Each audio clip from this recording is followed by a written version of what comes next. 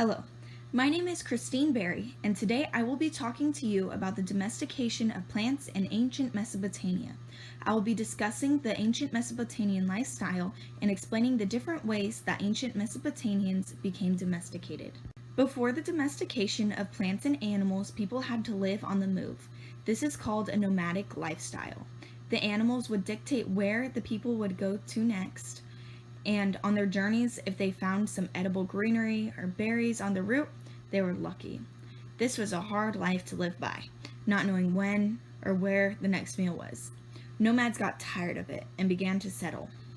The ancient Mesopotamians domesticated animals and had other resources other than their main crops.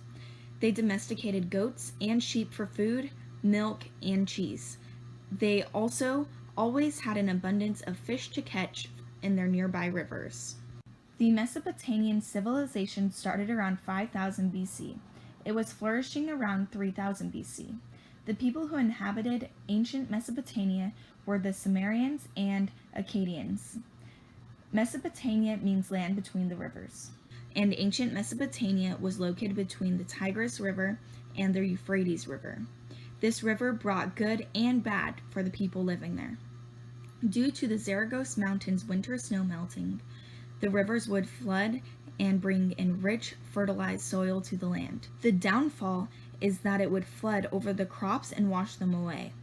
It would also wash away the people's homes, and they would have to relocate and adjust. The people got tired of it, and they thought of a way to prevent it. They created an irrigation system. A lot more goes into an irrigation system than just the mechanics and layout of an irrigation system. The Mesopotamians created a calendar and writing system to help them. The calendar was a 12-month year, and each month had 30 days. Each month was represented by the constellation in the sky. Their agricultural calendar was closely linked to the local climate and topography. The calendar kept track of when they needed to plow, plant, and irrigate. They kept track of their calendar in cuneiform on clay tablets. They wrote with a stylus from a reed. This is a few words of cuneiform. Here you can see what barley looks like. They also invented the wheel.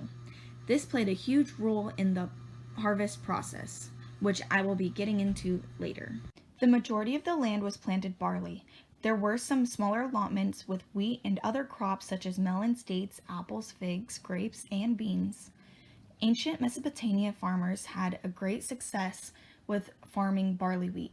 We know this by the preserved clay tablets and what ancient Sumerians and Akkadians have written.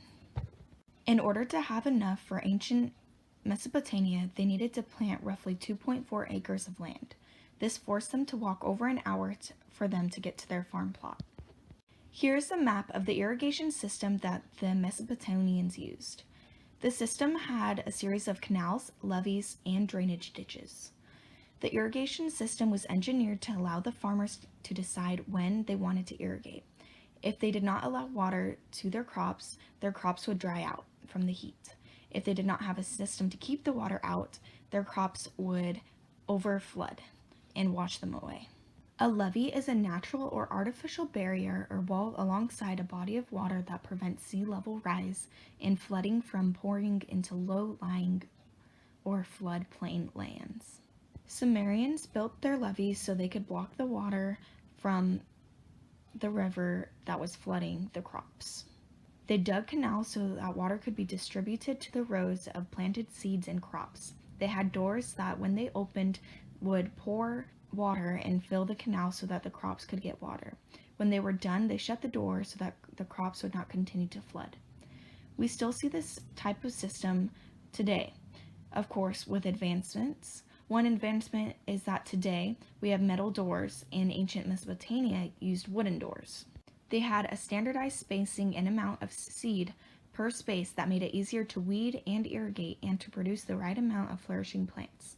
The crops were deliberately flooded 3 to 4 times between the late summers through early May and late April. In this time, there was a constant need to weed and keep up maintenance in the irrigation systems. In the late summer, just before planting, the Sumerians would water the allotment, then plow the land in preparation for the seeds to be planted. The plow was a Sumerian invention that used shod oxen to help loosen the dirt to make planting easier. The land was then leveled out by hand using hoes. Then the soil was plowed with a seed plow, pulled by a donkey or an ox.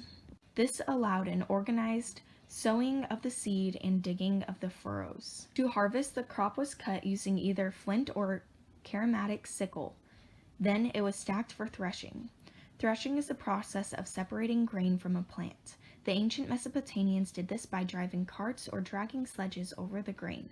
Then it was hand winnowed to remove the loosened chaff. This is one place where the invention of the wheel played a significant role in the harvest process.